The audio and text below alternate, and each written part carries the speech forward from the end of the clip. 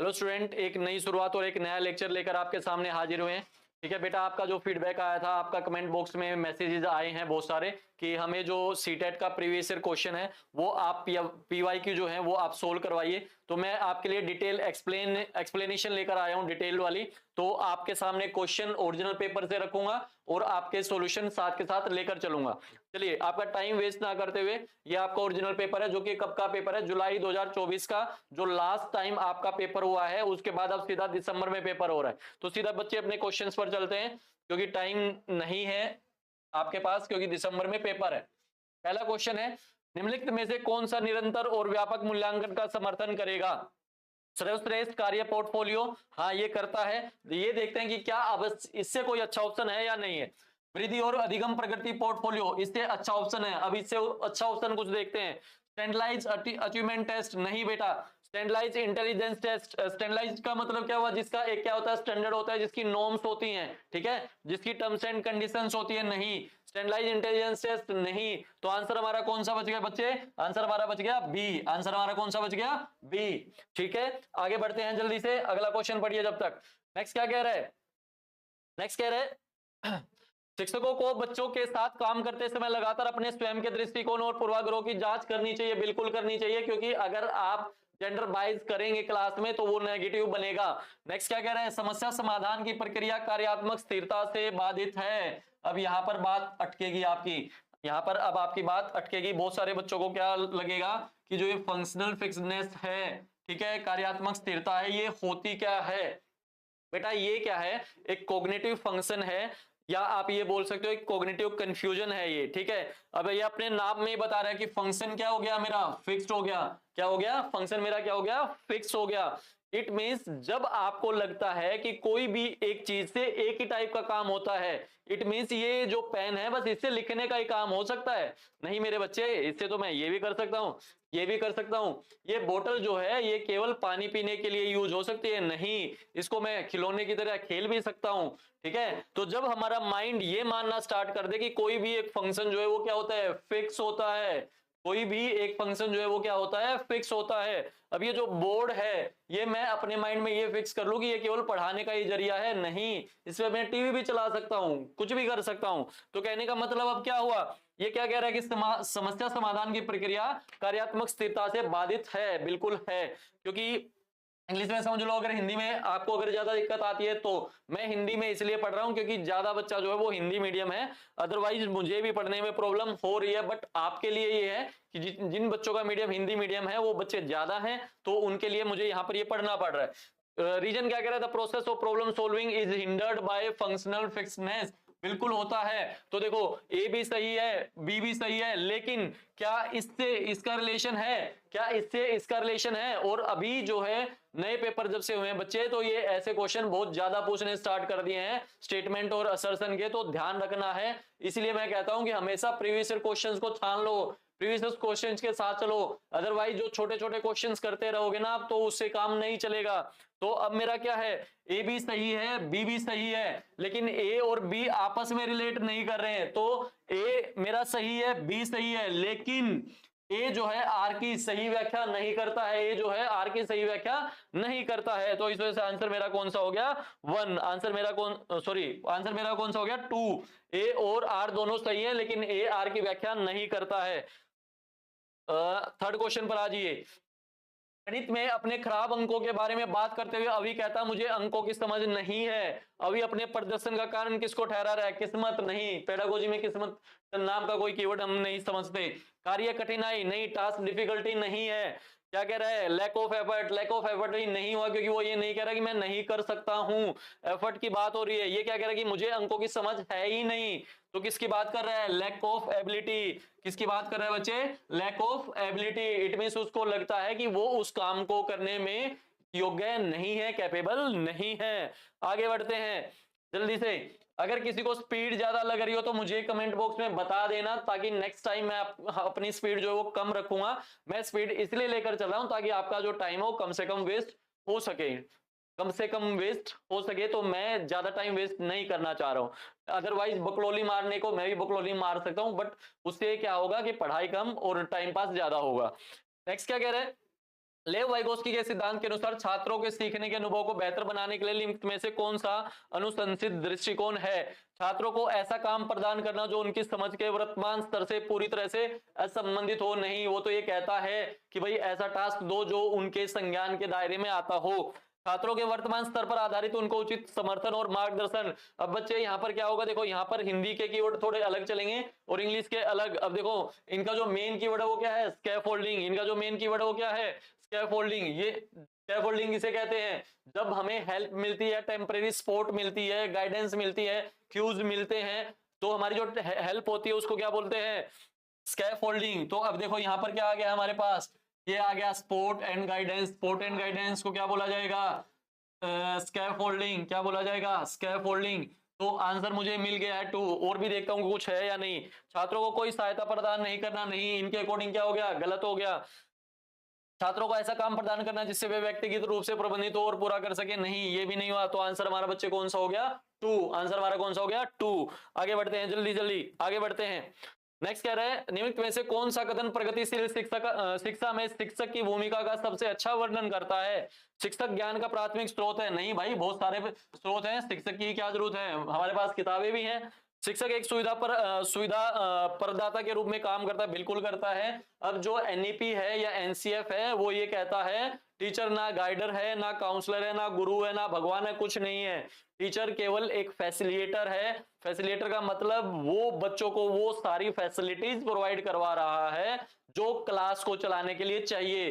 For example teaching learning material use कर रहा है, मेथड्स यूज कर रहा है, एक मेथड से समझ नहीं आ रहा, दूसरे से समझा रहा है, तीसरे से समझा रहा है, तो वो कैसे काम कर रहा है, एज ए फैसिलिटेटर। कैसे काम कर रहा है बच्चे, एज ए फैसिलिटेटर।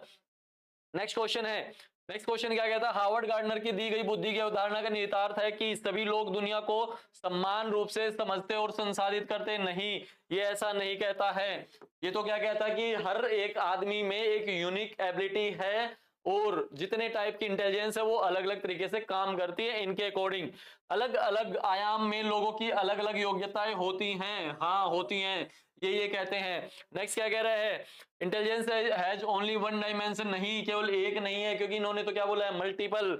नेक्स्ट क्या कह रहा है, प्रैक्टिकल लर्निंग। प्रैक्टिकल लर्निंग इनकी नहीं है, या फिर प्रैक्टिकल इंटेलिजेंस इनकी नहीं है। ठीक है, तो आंसर हमारा कौन सा हो गया, 2। आंसर हमारा कौन सा हो गया, 2। जल्दी से आगे बढ़िए। ये अच्छा क्वेश्चन था, ये आपके सिलेबस में थ्योरी है भी नहीं, लेकिन वहां से क्वेश्चन किया गया है। ठीक है, आपने अपना जो टॉपिक पढ़ा होगा सीटेट के अकॉर्डिंग, 3 साइकोलॉजिस्ट आपके आते हैं मेन, प्याजे, वाइगोस्की और कौन सा, कोलबर्ग। प्याजे, वाइगोस्की एंड कोलबर्ग, ये उसी टॉपिक से रिलेटेड है। तो जैसे प्याजे और वाइगोस्की हैं जो कंस्ट्रक्टिविस्ट हैं या कोग्निटिविस्ट हैं, इट मींस माइंड की बात करते हैं और चीजों को करने पर फोकस करवाते हैं, ऐसे ही एक साइकोलॉजिस्ट है जिसका नाम क्या है, क्या नाम है, ब्रूनर। क्या नाम है, ब्रूनर। तो ब्रूनर क्या कहते हैं कि हमारी जो डेवलपमेंट की स्टेज होती है कॉग्निटिव की, वो 3 स्टेजेस होती हैं। कौन कौन सी, 3। फर्स्ट स्टेज का नाम क्या है, अनेक्टिव। अनेक्टिव का मतलब जो हमारी सेंसरी मोटर स्टेज होती है प्याजे वाली, उसी से कुछ लेना देना है, वैसा ही कुछ यहाँ पर ये क्या कहता है कि बच्चा जो सेंस ऑर्गन्स है उनसे क्या करता है, मतलब उनसे चीजों को फील करता है और अपने काम में अपना काम करता है, उसको क्या बोला जाता है, अनेक्टिव। उसको क्या बोला जाता है, अनेक्टिव। लेकिन प्याजे ने अपनी स्टेज की एज जो दी है वो कितनी दी है, 0 to 2। कितनी दी है, 0 to 2। लेकिन इन्होंने कितनी दी है, 0 to 1। तो इनएक्टिव स्टेज की एज कितनी है, 0 to 1। 0 to 1। दूसरी स्टेज दी है बेटा इन्होंने आइकॉनिक। दूसरी स्टेज कौन सी दी है, आइकॉनिक। और तीसरी दी है सिंबॉलिक। तो इस पर मैं अलग से लेक्चर लेकर आऊंगा, अभी केवल क्वेश्चंस के पीछे, तो क्वेश्चन के पीछे ही रहते हैं। तो पहले कौन सी होती है, इनएक्टिव, दूसरी कौन सी होती है, आइकॉनिक, तीसरी कौन सी होती है, सिंबॉलिक। अब यहाँ पर समझो, इनएक्टिव का मतलब जो मैंने सेंस बताया वो क्या हो गया, एक्शन बेस्ड। क्या हो गया, एक्शन बेस्ड। आइकॉनिक का मतलब क्या हो गया, इमेजेस। अब जो माइक कंप्यूटर का जैसे आपने आइकन देखा होगा स्क्रीन के ऊपर, तो वो क्या है, कोई भी एक चीज को रिप्रेजेंट कर रहा है। ऐसे ही बच्चों को आपने बोला कि बेटा रसोई घर से एक कटोरी लेकर आओ, क्या एक कटोरी रखी हुई है रसोई घर में, थाली भी है, लोटा भी है, हर चीज है, लेकिन वो कटोरी ही लेकर आता है क्योंकि उसने अपने रेटिना पर उस कटोरी को क्या कर लिया, प्रिंट कर लिया, छाप लिया है। तो इस वजह से मुझे पहले क्या चाहिए, एक्शन बेस चाहिए, दूसरा क्या चाहिए, इमेज चाहिए, और तीसरा क्या चाहिए, सिंबल चाहिए। तो आंसर बच्चे मेरा कौन सा हो जाएगा, 1। आंसर मेरा कौन सा हो जाएगा, 1। ठीक है, ये थ्योरी मैं करवाऊंगा, ये इसका अलग से लेक्चर लिया जाएगा, टेंशन मत लीजिए। नेक्स्ट क्या कह रहे हैं, शिक्षकों को कक्षा में प्रभावी संज्ञान सुनिश्चित करने के लिए बच्चों को संवेगात्मक सहारा देना चाहिए, बिल्कुल देना चाहिए, सही स्टेटमेंट है। संवेग व संज्ञान एक दूसरे से जटिल रूप से संबंधित है। आज ही की क्लास में मैं आपको समझा कर आया हूं कि जटिल जो कीवर्ड है उसको आप मान लेते हो नेगेटिव, ठीक है। कॉम्प्लेक्स जो कीवर्ड है उसको आप क्या मानते हो, नेगेटिव, बट ये नेगेटिव नहीं है बच्चे। जो डेवलपमेंटल जो एस्पेक्ट है या डोमेन है वो कॉम्प्लेक्स वे में एक दूसरे से जुड़े हुए हैं। अब इस कॉम्प्लेक्स वे का मतलब आप समझ लीजिए, जहां पर चीजों को आप अलग अलग ना कर पाए कि ये चीज अलग है, ये चीज अलग है, ये चीज अलग है, उसको क्या बोला जाता है, complex way. For example physical development जो है आपकी अच्छी है तो आपकी मोटर डेवलपमेंट होने के चांसेस अच्छे हैं। ऐसे ही आपकी कॉग्निटिव डेवलपमेंट अच्छी है तो आपकी moral development, social development, language development ये ज्यादा अच्छे होने के चांसेस हैं। क्यों? क्योंकि सारे के सारे ये एस्पेक्ट एक दूसरे से जुड़े हुए हैं। एक रसोई घर का एग्जांपल ले लेते हैं। फॉर एग्जांपल आपको खाना बनाना मतलब रोटी बनानी है तो आप क्या लोगे, पहले आपने आटा लिया, फिर आपने नमक लिया, फिर आपने पानी लिया। अब ये तीनों पहले सेपरेट है, तीनों अलग अलग हैं। आप बता सकते हो ये आटा है, ये नमक है, ये पानी है। अब आपने इनको भिगो दिया, आटा भीग चुका है। भीगने के बाद जो आपने वो रोटी बनाने के लिए लोई बनाई है, जो हम अपनी लोकल भाषा में बोलते हैं लोई, तो वो लोई में क्या आप अब ये बता सकते हो कि ये आटा है, ये नमक है, ये पानी है? तो बच्चे नहीं बता सकते, क्योंकि वो जटिल रूप से एक दूसरे में क्या हो गए, मिक्स हो गए हैं, एक दूसरे में मिक्स हो गए हैं। ऐसा ही जो है डेवलपमेंट टास्क जो है वो एक दूसरे में ऐसे मिक्स हो जाते हैं कि हम नहीं बता सकते कि ये अलग है, ये अलग है। तो ये चीज क्या है, सही है। कॉग्निशन एंड इमोशन जो है वो एक दूसरे से इंटरकनेक्टेड है। कौन से वे में, कॉम्प्लेक्स वे में। तो दोनों ही सही हैं और ए जो है आर की सही व्याख्या भी करता है, एक्सप्लेनेशन भी करता है। तो इस वजह से आंसर हमारा कौन सा हो गया, ए। आंसर हमारा कौन सा हुआ, ए। नेक्स्ट हमारे पास 9th, विकास के संदर्भ निम्नलिखित में से कौन सा कथन सही है? सही पूछा गया। विकास एक असतत प्रक्रिया है, नहीं बच्चे। विकास क्या है, कॉन्टिन्यूअस प्रोसेस है। क्या है, कॉन्टिन्यूअस प्रोसेस है। Developmental occur in A spiral manner not linear. इसको समझते हैं। लीनियर का मतलब क्या होता है बच्चे, ये, ठीक है, जो एक सीधी रेखा में चलता है। जो डेवलपमेंट है वो सीधी रेखा में कभी भी नहीं चलता, क्योंकि सीधी रेखा का मतलब क्या हुआ, जैसे ही बच्चे का बर्थ हुआ और जितनी भी एज में वो जाता जा रहा है, चाहे वो 2 साल का है, 5 का है, 8 का है, 9 का है, वहां तक रेट ऑफ डेवलपमेंट, विकास की दर कांस्टेंट रही। कांस्टेंट नहीं हो सकती बच्चे, ठीक है। आप जो आपकी लाइफ है वो कभी भी कांस्टेंट नहीं चल सकती। आज दुख है तो कल सुख है, कल सुख है तो आगे क्या हो सकता है, क्या नहीं। कहते हैं ना, टाइम कभी भी एक जैसा नहीं चलता। जबकि ये लीनियर का मतलब क्या हुआ कि हमेशा चीज एक जैसी चलेगी, जो कि क्या है, गलत है, ठीक है। हमारा जो है लीनियर नहीं होती, हमारी जो डेवलपमेंटल होती है वो कैसी होती है, स्पाइरल। इट मीन जो डेवलपमेंट है वो एक टाइम चलती है, बट एक पोजीशन ऐसी आती है कि कुछ टाइम के लिए डेवलपमेंट हमारी रेस्ट पोजीशन में रहती है, फिर दोबारा से चलती है। इसको क्या बोला जाता है, स्पाइरल। ये स्पाइरल रही। तो ये मेरा आंसर जो है सही है। अब और आंसर देखते हैं क्या है। नहीं, development proceed from specific to general, नहीं, गलत हो गया। हमारी जो डेवलपमेंट है वो कैसे चलती है, जनरल टू स्पेसिफिक। अब साइकोलॉजी में यही क्वेश्चन पूछा जाता है 2 जगह पर। अगर आपसे पूछा जाए कि जो टीचिंग है वो कैसे चलती है, जनरल टू स्पेसिफिक या स्पेसिफिक टू जनरल, तो टीचिंग मेरे बच्चे चलती है स्पेसिफिक टू जनरल, और जो डेवलपमेंट चलती है वो चलती है जनरल टू स्पेसिफिक। दोनों उल्टी चलती हैं एक दूसरे के, और दोनों ही क्वेश्चन पूछे जा चुके हैं आपके सीटेट में। दोबारा से नोट कर लो, डेवलपमेंट मेरी कैसे चलेगी, जनरल टू स्पेसिफिक, और टीचिंग मेरी चलेगी स्पेसिफिक टू जनरल, ठीक है। नेक्स्ट कह रहा है विकास के विभिन्न पहलू एक दूसरे से स्वतंत्र है, नहीं, स्वतंत्र नहीं है, एक दूसरे से कॉम्प्लेक्स वे में जुड़े हुए हैं। तो आंसर हमारा हो गया 2। आंसर हमारा हो गया 2। आगे बढ़ते हैं। वाइगोस्की के अनुसार जो है रेगुलेट देयर ओन बिहेवियर, अपने खुद के व्यवहार को किस प्रकार नियमित करते हैं।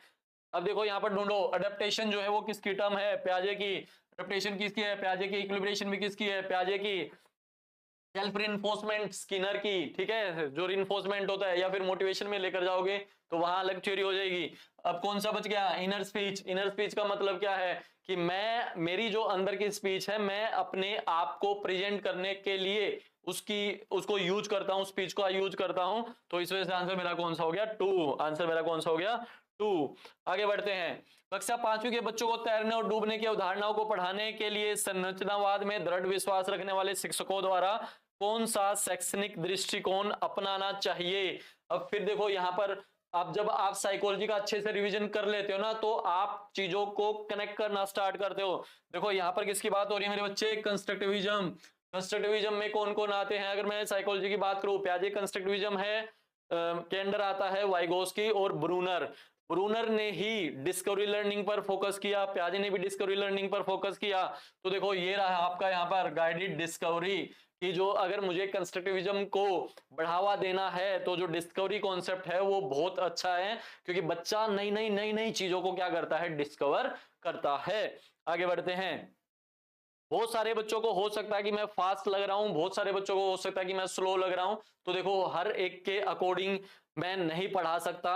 अगर मान के चलो जिनको लगता है कि स्लो है तो आप 2x उस पर स्पीड पर जाइए, तब आप देख सकते हो। और जिनको लग रहा है कि हाँ सही है, वो साथ के साथ चल सकते हैं। क्योंकि बच्चे, मेरा कॉन्सेप्ट ये है कि मैं जो 2% बच्चा होता है जिनको बहुत अच्छे से आता है, उनके लिए 98% बच्चों को नहीं छोड़ सकता जिनको नहीं आता है। तो उनके लिए मुझे यहाँ पर समझाकर चलना पड़ेगा।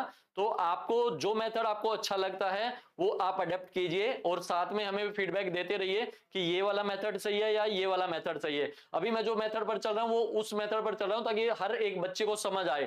ठीक है, चीजों को साथ के साथ क्लियर करते चले। चलिए नेक्स्ट अब हमारे पास, which of the following is not an effective memory technique for meaningful learning. निम्नलिखित में से कौन सी सार्थक सीखने के लिए एक प्रभावी स्मृति तकनीक नहीं है। क्या पूछा गया है, नहीं है। नहीं को पकड़ लो, यहाँ पर नोट पूछा गया है। रोट रिहर्सल, ये तो पहला ही आंसर आ गया मेरा। क्या आ गया, रोट। बेटा इससे काम नहीं चलेगा, मुझे और 3 ऑप्शन के भी तो नाम पता होना चाहिए ना कि क्या होते हैं। मैनिमोनिक्स, क्या होता है मैनिमोनिक्स। मैनिमोनिक्स क्या होता है बेटा, किसी भी बड़ी चीज को याद करने के लिए, किसी भी बड़ी चीज को याद करने के लिए उसका छोटा रूप बनाना, उसको क्या बोला जाता है, मैनिमोनिक। उसको क्या बोला जाता है, मैनिमोनिक। पहला एग्जांपल आपके उससे ले लेते हैं। ठीक है, जैसे मैंने लिखा LSRW, मैंने क्या लिखा, LSRW। तो LSRW का मतलब क्या हुआ, क्या हुआ, एल से लर्निंग बना देते हो कई बार, लर्निंग नहीं है। एल से लिसनिंग, स्पीकिंग, रीडिंग और राइटिंग। तो ये क्या हुआ, एक तरीके की जो एब्रीविएशंस होती हैं वो किसके अंदर आती है, मैनिमोनिक्स। इट मींस बड़ी चीज को याद करने के लिए क्या बनाते हो, छोटा एक उसका रूप तैयार कर लेते हो, उसको क्या बोला जाता है, मैनिमोनिक्स। अब ऐसे ही प्याजे की जो है ना 4 स्टेजेस हैं, प्याजे की 4 स्टेजेस हैं। कौन कौन सी, सेंसरी, प्री, कॉन्क्रीट और फॉर्मल। उसको देखो कैसे याद करोगे।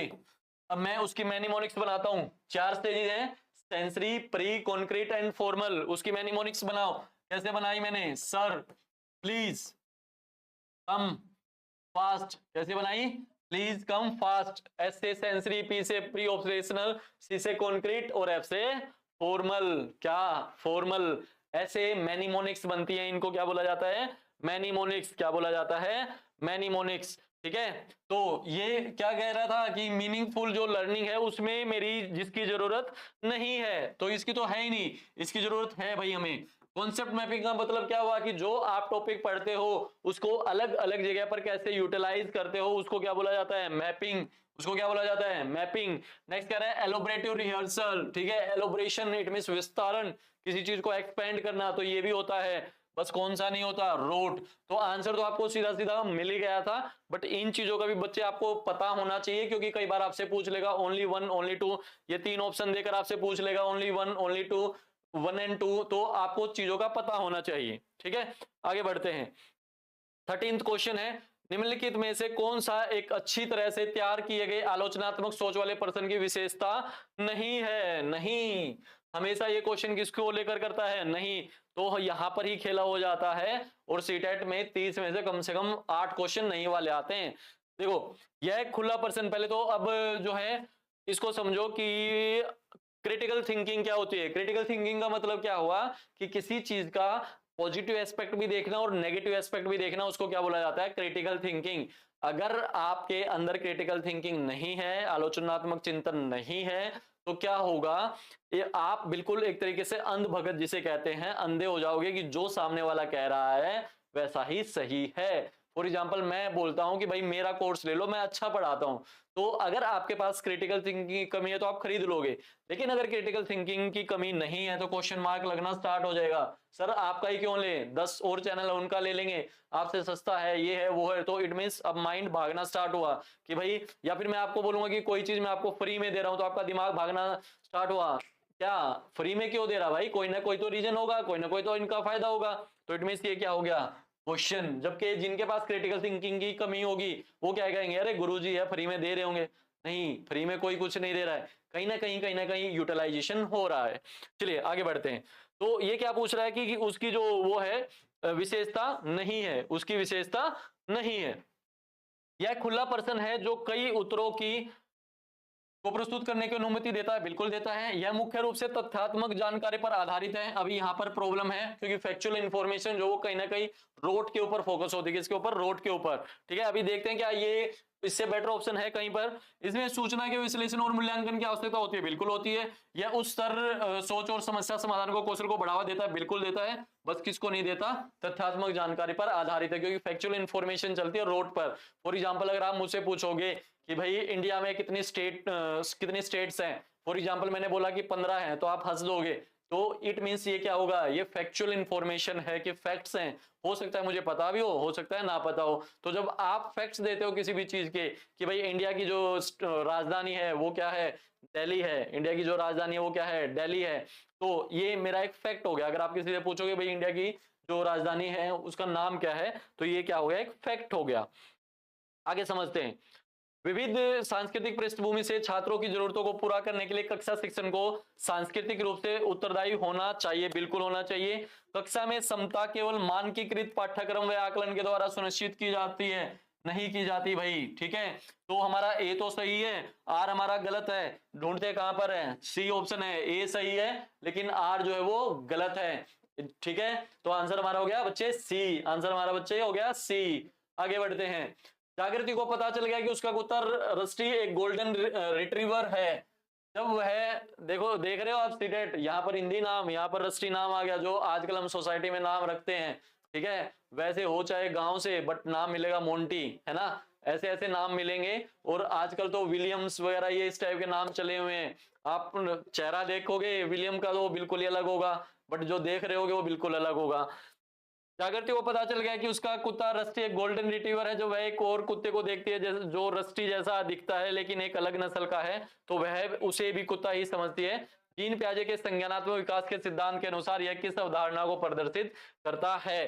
अहम केंद्रिता क्या होता है बच्चे, सेल्फ सेंट्रिक, जहां पर बच्चा सोचता है कि मैं जो कर रहा हूं, मैं जो बोल रहा हूं वो सब कुछ क्या है, सही है, ये तो नहीं हुआ। वस्तुस्थायी तो नहीं हुआ, क्योंकि ऑब्जेक्ट परमानेंस का मतलब क्या हुआ, जब बच्चा अपने रेटिना पे किसी भी ऑब्जेक्ट की इमेज फॉर्म कर लेता है तो उसको क्या बोला जाता है। ठीक है, कंजर्वेशन नहीं हुआ। और हमारा कौन सा हो गया, असिमुलेशन, क्योंकि उसके पास प्रीवियस लर्निंग थी, तो प्रीवियस लर्निंग के साथ उसने क्या कर लिया, एड ऑन कर लिया। तो इस वजह से हमारा कौन सा हो गया, असिमुलेशन। क्या हुआ, असिमुलेशन।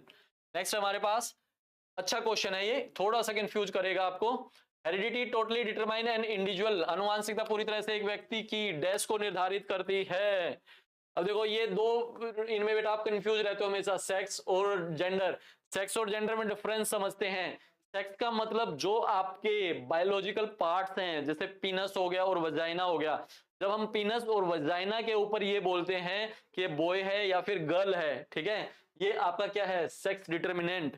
ठीक है, ये एक बायोलॉजिकल प्रोसेस है, क्या है, बायोलॉजिकल प्रोसेस। इट मींस हमारी बायोलॉजिकल बॉडी है, तो वो हेरिडिटी से क्या हुआ, लड़का हुआ तो इट मींस उसको पिनस मिला, और जो लड़की हुई तो उसको वजाइना मिली। तो ये क्या है, एक मतलब बायोलॉजिकल कॉन्सेप्ट है।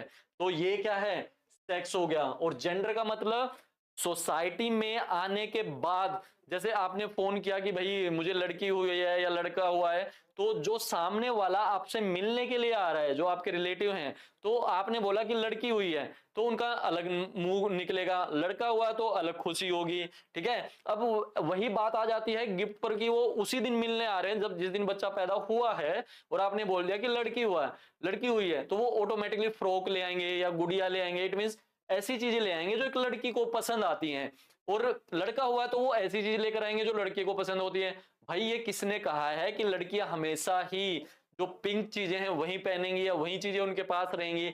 लड़कों को भी आजकल आप इंस्टाग्राम पर चले जाओ, बहुत सारे आपको मीठे मिलेंगे, वहां पर आपको देख सकते हो कि नहीं, जरूरी नहीं है कि लड़कों को जो है वो ड्राइविंग ही अच्छी लगती है या जो टेक्निकल काम है वो अच्छे लगते हैं, लड़कियों को भी लगते हैं। ऐसा जरूरी नहीं कि लड़कियां ही पिंक सारी चीजें लेकर चलेंगी, लड़के भी पिंक लेकर चलते हैं। तो ये जो डिसाइड किया ना, ये किसने किया? सोसाइटी ने। जैसे बोलना लड़कियों की तरह रोता है, तो इट मींस ये सोसाइटी कह रही है, बायोलॉजिकल नहीं कहता। बायोलॉजिकल तो क्या कहता है भाई, आदमी को कोई प्रॉब्लम है तो उसके आंसू आएंगे, उसमें लड़के और लड़की का कोई लेना देना नहीं है। ठीक है, तो जो मेरा हेरिडिटी जो बेटा करेगा ना, वो क्या डिटरमिनेट करेगा? सेक्स। और जो सोसाइटी डिटरमिनेट करेगी वो क्या करेगी? जेंडर। तो मुझसे क्या पूछा गया था? हेरिडिटी। ये मेरा किससे हो गया? एनवायरमेंट से रिलेटेड। लर्निंग स्टाइल भी मेरा किससे रिलेटेड हो गया? एनवायरमेंट से। एकेडमिक सक्सेस भी मेरा कहां से हो गया? एनवायरमेंट से। बचा आंसर कौन सा बच्चे? सेक्स। तो आंसर हमारा हो गया only one, only one, only one. आगे बढ़ते हैं जल्दी से।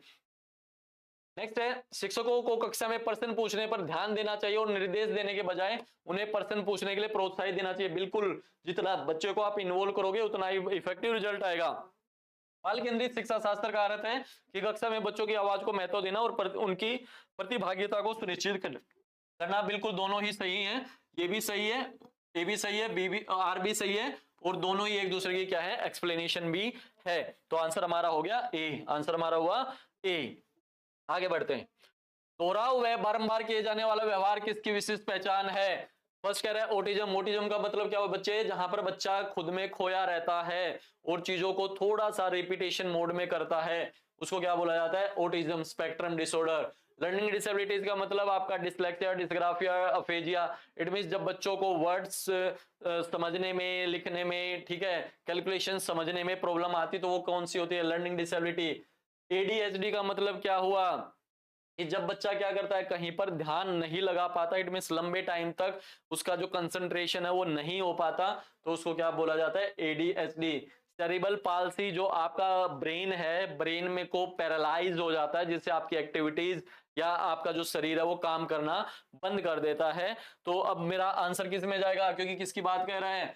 रिपीटेटिव एंड रिटुलिस्टिक, तो वो मेरा बच्चे किस में आ जाएगा? ऑटिज्म स्पेक्ट्रम डिसऑर्डर में। इसका आ जाएगा ऑटिज्म स्पेक्ट्रम डिसऑर्डर की ये क्वालिटीज हैं कि बच्चा जो है एक एक्टिविटी को बार बार दोहराता रहता है, बच्चा खोया खोया सा रहता है, बच्चा हमेशा इमेजिनेशंस में रहता है, किसी चीज को बार बार बार बार बार बार रिपीट करता रहता है। ये सारी किसकी क्वालिटीज हैं? Autism spectrum disorder. आगे बढ़ते हैं जल्दी से। शिक्षार्थी अधिगम प्रक्रिया में व्यस्त और सक्रिय रूप से शामिल महसूस करते हैं जब गतिविधियां उनके संदर्भ से संबंधित होती हैं। यही मुझे पॉजिटिव मिल रहा है। आगे देखते कुछ है कि नहीं। अधिगम का बल दोहराव और रटने पर होता है। नहीं भाई, रटना होते है तो पहले याद जोड़ लो। शिक्षार्थियों की सामाजिक भावनात्मक आवश्यकताओं की उपेक्षा की जाती है। नहीं, उपेक्षा नहीं करनी, उनको तो एक्सेप्ट करना है, समझना है। उनके पूर्व ज्ञान को पृथक किया जाता है और नकारा जाता है। नहीं, गलत है, तीनों नेगेटिव हैं। एक मेरे पास ऑप्शन आ गया पॉजिटिव। आंसर हमारा हो गया बच्चे ए। आंसर हो गया ए। ठीक है, देखो जब भी आप 30 क्वेश्चन देखने जा रहे हो एग्जाम में, तो उसमें से 8-10 क्वेश्चन बिल्कुल हलवा होंगे। जैसे अब ये क्वेश्चन था बिल्कुल हलवा था, 3 ऑप्शन आपको बिल्कुल नेगेटिव दे रखे हैं, एक पॉजिटिव दे रखा है। फिर बीच बीच में 1-2 क्वेश्चन आपको धमाका करने वाला मिलता रहेगा ताकि आपकी नींद खुलती रहे। नेक्स्ट है, आमतौर पर सीखने की अक्षमता कठिनाइयों वाले बच्चों में जो स्पेसिफिक लर्निंग डिसेबिलिटी होती है, डिसलेक्सिया, डिस्ग्राफिया, फेजिया, ग्रेफिया, वो वाली, ठीक है, उसमें क्या होता है? नजर कमजोर होने के कारण पढ़ने में परेशानी होती है। नहीं, नजर की उसमें नहीं होती है, जरूरी नहीं नजर की वजह से पढ़ने में प्रॉब्लम हो। नेक्स्ट क्या कह रहे हैं? अपनी भावनाओं को नियंत्रित करने में समस्या होती है। नहीं, ठीक है, एक जैसे दिखने वाले अक्षर और वर्ण को लेकर भ्रम हो सकता है, ये हो सकता है। मानक बुद्धि परीक्षण नहीं आ गया, तो आंसर हमारा कौन सा हो गया? सी। उनको क्या होता है, जो वर्ड्स होते हैं एक ही जैसे, उनको पढ़ने में प्रॉब्लम होती है, लिखने में प्रॉब्लम होती है। जैसे आपने वो मूवी देखी होगी, एक आमिर खान की मूवी थी ना, नाम मेरे माइंड से माइंड से नाम उसका स्किप हो रहा है। ठीक है, वो लड़का जो था उसमें स्पेसिफिक लर्निंग डिसेबिलिटी थी, तो उसको जो वर्ड्स थे वो ऐसे उड़ते हुए दिखते थे। ठीक है, काफी पॉपुलर मूवी, बट अभी नाम माइंड से स्किप हो गया। ठीक है, आप जानते ही होंगे मैं किस मूवी की बात कर रहा हूँ। वो जो है लास्ट में पेंटिंग करता है और बहुत अच्छी पेंटिंग करता है, तो उससे हमें मोरल, जो उस मूवी का मोरल था वो यही था कि जो स्पेसिफिक लर्निंग डिसेबिलिटी वाले बच्चे हैं वो ऐसा नहीं है कि कुछ नहीं कर सकते, वो ऐसा एक्स्ट्रा ऑर्डिनरी कर सकते हैं अगर आप उनको थोड़ा सा सपोर्ट करेंगे तो, या उनके लिए एजुकेशन बनाई जाएगी तो। ठीक है, आगे बढ़ते हैं। जमीत ऐसा ही नाम है, जमीन तारे, पता नहीं क्या नाम है, ऐसा ही नाम है, मेरे माइंड से स्किप हो रहा है, सॉरी। ऐसे बच्चे जिन्होंने बहुत कम उम्र से गंभीर मानव सामाजिक अभाव का अनुभव किया है, आमतौर पर उनके विकास में देरी या बाधा उपलब्ध होती है और पुनर्वास के बावजूद विकास के कुछ क्षेत्रों में सुधार, अधीनस्थ होने की संभावना। सारी तो चीजें ले ली नहीं इन्होंने कि भाई बच्चा पैदा हुआ है, बढ़ रहा है, पल रहा है, उसको समस्याएं आ रही हैं, नहीं आ रही है, तो इसको बच्चे क्या बोला जाता है, संवेदनशील अवधि, सेंसिटिव पीरियड। ठीक है, बच्चों को बोला जाता है ना जो कि जो छोटे बच्चे हैं वो संवेदनशील होते हैं। इट मीन्स प्यार से बोलोगे तो आपके गले लग जाएंगे, अगर आप हल्का सा डांट दोगे तो रोना स्टार्ट कर देंगे, रूठ जाएंगे। तो इट मीन्स वो क्या होते हैं, बहुत ज्यादा सेंसिटिव होते हैं, बहुत ज्यादा सेंसिटिव होते हैं। तारे जमीन पर नाम था भाई मूवी का। ठीक है, विभिन्न जेंडर के व्यवहार के बारे में पूर्वकल्पित सामान्यकरण क्या कहलाते हैं। जब आपका पहले से ही ये डिसाइड हो ये लड़का है तो इसको इसकी इस हिसाब से ट्रीट करेंगे, या लड़की है तो इस हिसाब से, तो ये क्या होता है हमारा जेंडर स्टीरियोटाइप या जेंडर बायसनेस। ठीक है, तो अब मेरे पास क्या आ रहा है, जेंडर स्टीरियोटाइप। ठीक है, जेंडर स्टीरियोटाइप, इसका तो आप सीधा सीधा आंसर लगा दिया करो। नेक्स्ट कह रहे हैं समावेशी कक्षा में सारे बच्चे क्या होंगे, समान होंगे। विशेष बच्चे हमेशा अपने पाठ्यक्रम पर काम करते हैं, नहीं। सभी बच्चों की कक्षाई गतिविधियों तक पहुंच हो और वे कक्षाई क्रिया में शामिल हो, बिल्कुल हो। सेकंड ऑप्शन मुझे आंसर मिल गया है। अब आगे देखते कुछ और है या नहीं। विशेष बच्चों को जरूरतमंद और आश्रित के रूप में देखा जाता, नहीं देखा जाता भाई, सभी कॉमन है। सभी बच्चे समान पाठ्यचर्या का पालन करते हैं और सभी शिक्षार्थियों के लिए समान शिक्षा शास्त्र अपनाया जाता है, नहीं। सम्मान नहीं होगा, ये ध्यान रखना, क्योंकि हमें एक कीवर्ड होता है इक्वलिटी और एक होता है इक्विटी। इक्वलिटी का मतलब क्या होता है बच्चे, सभी को सम्मान रखना, और इक्विटी का मतलब समझ लो इसको थोड़ा सा, 1 मिनट और लगेगी। एक होता है बेटा इक्विटी, इसको बोला जाता है समता, और एक होता है इक्वेलिटी, इसको बोला जाता है समानता। ठीक है, क्या बोला बोला जाता है, समानता। इक्विटी का मतलब जिसको जितनी जरूरत है उसके हिसाब से चीजों को बांटना। ठीक है, फॉर एग्जाम्पल एक छोटा बच्चा है, एक उसे 5 साल बड़ा है, उससे एक 5 साल बड़ा है, और उससे एक 5 साल बड़ा है, तो बड़े की थोड़ी सी रोटी कम करके उससे छोटे को दे दी, उससे छोटे से कम करके उसको छोटे को, और इन तीनों का जो हिस्सा वो छोटा थोड़ा थोड़ा कम किया, वो सबसे छोटे को दे दिया। तो जिसको जैसी जितनी जरूरत थी उतना मैंने डिस्ट्रीब्यूट कर दिया। इसको क्या बोला जाता है बेटा, इक्विटी। क्या बोला जाता है, इक्विटी। इक्वलिटी का मतलब क्या हुआ कि चारों बच्चों को सेम रोटी दे दी, दो दो। ठीक है, तो जो मेरी इंक्लूसिव क्लासेस चलती है, आपको लगता है कि वो किसके ऊपर बेस्ड होती है, इक्वलिटी, बट इक्वलिटी से पहले बच्चे वो होती है इक्विटी। इट मीन जिसको जैसी जरूरत है उसके हिसाब से चीजों को बांट देंगे। आगे बढ़ते हैं। नेक्स्ट है 24वां, आलोचनात्मक सोच वाले प्रश्न पूछने का प्राथमिक उद्देश्य क्या है। छात्रों को प्रक्रियात्मक ज्ञान, नहीं। प्रक्रियात्मक का मतलब बच्चे क्या हो गया, वही प्रोसेस। जैसे फॉर एग्जांपल मैं कहता हूं कि चाय बनाने का प्रोसेस क्या है, तो आप फटाफट बता दोगे, पहले पानी लो, फिर ये लो, ये लो, ये लो, ये लो। तो इट मीन्स ये हमारे रोट को बढ़ावा देता है, तो ये मेरा नहीं हुआ। छात्रों के ज्ञान और समझ कौशल का आकलन करने के लिए, अभी हो सकता है और देखते कुछ और है या नहीं है। उच्च स्तरीय सोच और समस्या समाधान कौशल को, ये देखो उससे पॉजिटिव मिला। छात्रों को जानकारी रखने के लिए प्रोत्साहित करना, नहीं। मेरा क्या हो गया, उच्च स्तरीय सोच और समस्या समाधान को कौशल को बढ़ावा देना। ठीक है, आगे बढ़ते हैं। नेक्स्ट क्या कहता है, सामाजिक रचनावादियों के अनुसार, अब यहाँ पर किसकी बात कर रहा है, वाइगोस्की की। किसकी बात हो रही है, वाइगोस्की की। अधिगम एक व्यक्तिगत प्रक्रिया है, नहीं बच्चे, ये तो क्या क्या कहता है, नहीं, ये तो ग्रुप लर्निंग पर फोकस करता है, जो हमारे कोलैबोरेटिव होते हैं या ग्रुप जो प्रोजेक्ट होते हैं उनकी बात करता है। अधिगम केवल कक्षा, नहीं, केवल आ गया। अधिगम एक निष्क्रिय प्रक्रिया है, निष्क्रिय नहीं है, इनके हिसाब से तो बच्चा क्या है, एक्टिव है। नेक्स्ट क्या कहता है, अधिगम अर्थ निर्माण की एक सामाजिक प्रक्रिया है, हाँ बिल्कुल है। तो आंसर हमारा कौन सा हो गया बच्चे, डी। आंसर हमारा कौन सा हो गया, डी। नेक्स्ट है हमारे पास, जबकि कुछ बच्चे 12 महीने की उम्र में बड़बड़ाना और 2 शब्द का वाक्य बोलना शुरू कर देते हैं, अन्य 20 महीने की उम्र तक ऐसा नहीं करते, बिल्कुल, क्योंकि इनमें क्या होता है, इंडिविजुअल डिफरेंसेज होते हैं। विकासात्मक प्रतिमान केवल सांकेतिक है और व्यक्तिगत बच्चों का विकास काफी भिन्न हो सकता है, बिल्कुल हो सकता है। हमारे कहने से ऐसा नहीं है कि हम जैसे प्रेडिक्ट कर लेते कि जैसे पेरेंट्स होंगे वैसे ही बच्चे होंगे, नहीं, नहीं बच्चे, नहीं। हर एक बच्चा क्या है, इंडिविजुअल डिफरेंट है, हर बच्चा दूसरे बच्चे से अलग हो सकता है। तो दोनों ही मेरे सही हैं, और जो है ये इसका सही तरीके से क्या करता है, रीजन भी प्रोवाइड करवा रहा है। तो इस वजह से आंसर मेरा कौन सा हो गया, ए। आंसर मेरा हो गया ए। ठीक है, आंसर हुआ ए। आगे बढ़ते हैं जल्दी से जल्दी। नेक्स्ट आता है growth, growth in height and weight, height और वेट। बेटा अब आपसे ये क्वेश्चन पूछा गया है बहुत बार, सीटेट, केवीएस, डीटी+भी सभी में क्वेश्चन पूछा गया है। Development is only quantitative, only qualitative, both और नन ऑफ दिस। तो ग्रोथ और डेवलपमेंट में यही डिफरेंस होता है कि डेवलपमेंट दोनों होते हैं, क्वांटिटेटिव भी और क्वालिटेटिव भी, बट ग्रोथ ओनली क्वांटिटेटिव होती है। तो ढूंढो कहां पर है ओनली क्वांटिटेटिव।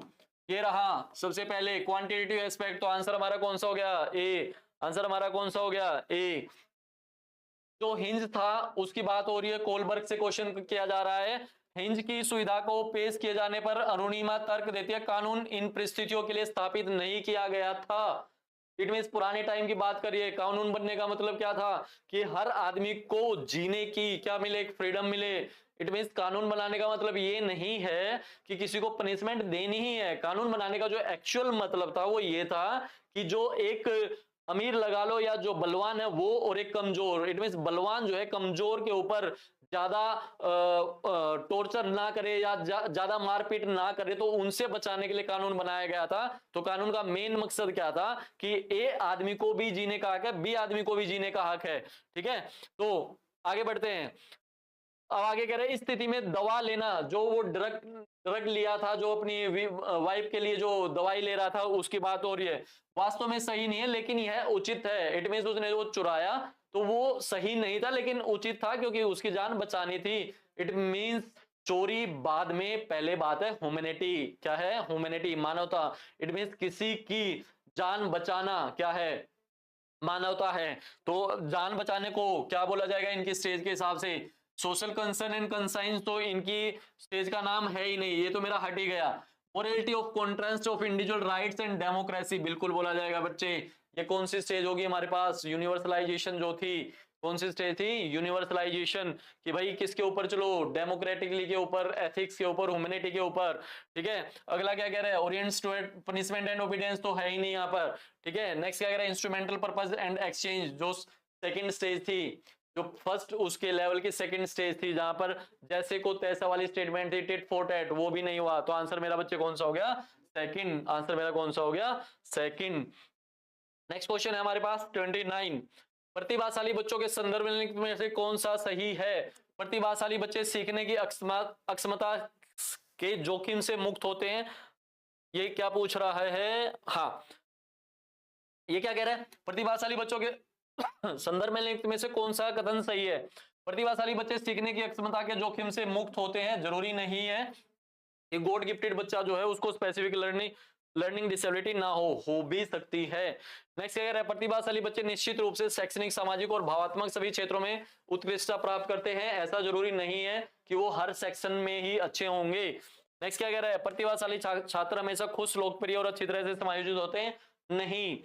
प्रतिभाशाली छात्र अन्य छात्रों की तुलना में अपेक्षाकृत उन्नत गति से सीखते हैं। हम ये मान सकते हैं कि जो गिफ्टेड बच्चा होता है उसका आईक्यू लेवल ज्यादा होता है। आईक्यू लेवल ज्यादा होने की वजह से उसकी जो लर्निंग का पेस होता है या रेट होता है लर्निंग का, वो ज्यादा होता है। इस वजह से हमारा आंसर, हमारा बच्चे कौन सा चला जाएगा? डी। आंसर हमारा चला जाएगा डी। चल पड़ भाई, चल पड़। ये पेन ने भी भाई कसम खा ली है। आंसर हो गया बच्चे हमारा डी। आंसर हमारा हो गया डी। लास्ट क्वेश्चन आज की क्लास का। जीन पियाजे के अनुसार निम्नलिखित में से कौन सी समताएं पूर्व संक्रियात्मक, किसकी बात कर रहे हैं? प्री की। किसकी बात हो रही है बेटा? प्री की। किसकी बात हो रही है? प्री की। समझते हैं। क्लासिफिकेशन और सीरिएशन मेरा किस में आ गया? कॉन्क्रीट में। किस में आ गया? कॉन्क्रीट में। इमिटेशन जो मेरा पहले भी स्टेज में आ जाता है, बट रिवर्सिबिलिटी जो है मेरा वो कहां पर आया? कॉन्क्रीट में। ठीक है, कंजर्वेशन मेरा कहां पर आ गया? कॉन्क्रीट में। और एब्स्ट्रैक्ट मेरा कौन से में आ गया? फॉर्मल में। ठीक है, तो मैंने सारा तोड़ दिया आपके सामने। बचा कौन सा मेरे बच्चे? 4, symbolic and animism. Symbolic play क्या होता है वो समझते हैं। जब बच्चा 2 से 7 साल का होता है तो इमेजिनरी प्ले करता है। इट मींस इमेजिनेशंस में, इमेजिनेशंस को बेस बनाकर किसी भी ऑब्जेक्ट को कुछ भी बना लेता है। फॉर एग्जांपल बोतल को वो कुछ और मान लेगा। ठीक है, कि ये पापा है, ये मम्मी है, ये भाई है, या किसी डंडे को कुछ और मान लेगा। किसी भी चीज को, इट मींस ऑब्जेक्ट के जरिए वो किसी भी चीज की इमेजिनेशन कर लेता है कि ये वो है।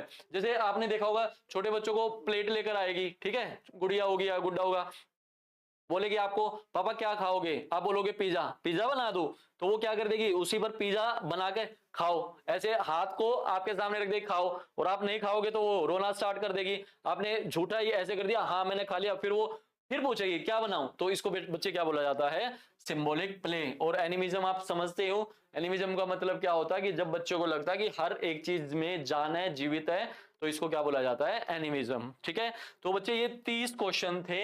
अब जरूरी नहीं है कि मैं हर स्टूडेंट की एक्सपेक्टेशंस पर खरा उतरा हूं, क्योंकि कुछ बच्चों को स्पीड ज्यादा लगती है, कुछ बच्चों को कम लगती है।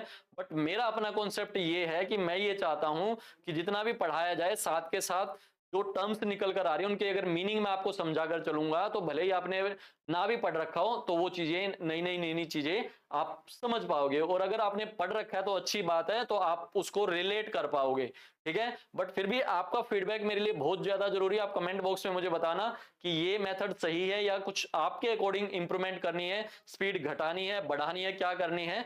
आप जैसे ही मेरा रिमोट जैसे आप मोड़ोगे, मैं वैसे ही काउंट होता चला जाऊंगा, जैसे आप मोड़ोगे वैसे ही मोल्ड होता चला जाऊंगा। हमारा बहुत बुरबुरा सा स्वभाव है, जैसा आप कहेंगे वैसा ही हम करेंगे। तो आप अपने कमेंट बॉक्स में बताइए आपका जो भी जेन्युइन फीडबैक है। बहुत जल्दी मिलते हैं एक नए पेपर के साथ। अब मैं जो लास्ट पेपर हुआ था उससे स्टार्ट होऊंगा, और 2011 तक के सारे पेपर आपको डिस्कस करवाऊंगा। तो आज पेपर था 2024 का, इसके बाद जो पेपर होगा वो 2022-23, सॉरी 2023, 22, 21 ऐसे जो है कंटिन्यूटी में मैं लेकर आता रहूंगा। चलिए बहुत जल्दी मिलते हैं एक नए पेपर के साथ। Okay, thank you.